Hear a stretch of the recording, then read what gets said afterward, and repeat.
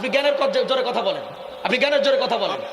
আমি ব্যাখ্যা দিচ্ছি, এটা শিক্ষা মানুষকে জিনাখোর বানায়, শিক্ষা মানুষকে নৈতিক আচরণ শিক্ষা দেয়। কেন দেওয়া লাগবে না?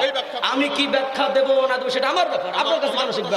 নো নেবার, আমি আপনার গোলাম নই, আপনার গোলাম নই, অসম্ভব। আমি আপনার গোলাম নই। আপনি কাকে ধমক দিচ্ছেন? আমি আপনার গোলাম নাকি? আমাকে ধমক দিচ্ছেন?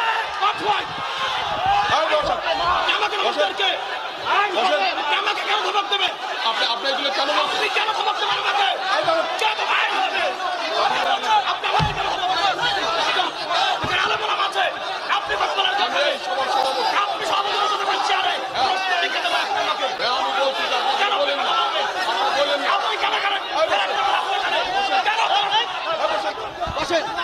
বসেন, আপনি ভদ্র ভাষায় বলতে পারতেন, আপনাকে ভদ্র ভাষায় বলতে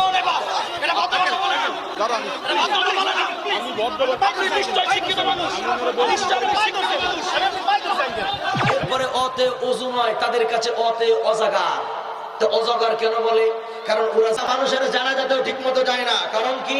এরা দুনিয়া নিয়ে এতটাই ব্যস্ত, সমাজ নিয়ে এতটাই ব্যস্ত যে ব্যস্ত থাকার কারণে আল্লাহর নাম জানি আর পর্যন্ত সুযোগ পাই না। তোর এমন ব্যস্ততার, এমন রাজনীতির, এমন শিক্ষানীতির কোন মূল্য আমার আল্লাহর কাছে এক পয়সার নাই। কথা বলেন ঠিক কিনা? আপনি তো ক্ষমতার জোরে এখানে দাঁড়ালেন, আপনি জ্ঞানের জোরে কথা বলেন, আপনি জ্ঞানের জোরে কথা বলেন। আমি ব্যাখ্যা দিচ্ছি, এটা শিক্ষা মানুষকে জিনাখোর বানায়, শিক্ষা মানুষকে নৈতিক আচরণ শিক্ষা দেয়। কেন দেওয়া লাগবে না? আমি কি ব্যাখ্যা দেব না দেবো সেটা আমার ব্যাপার, আপনার কাছে কেন শিখবে? নো নেবার, আমি আপনার গোলাম নই, আপনার গোলাম নই, অসম্ভব। আমি আপনার গোলাম নই। আপনি কাকে ধমক দিচ্ছেন? আমি আপনার গোলাম নাকি? আমাকে ধমক দিচ্ছেন?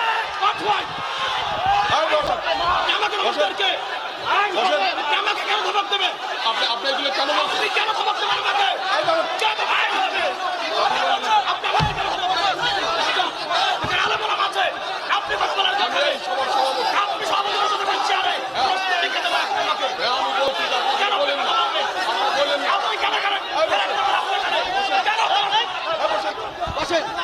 বসেন, আপনি ভদ্র ভাষা বলতে পারতেন, আপনাকে ভদ্র ভাষায় বলতে দাঁড়ান, আমি ভদ্র আপনি নিশ্চয় শিক্ষিত মানুষ।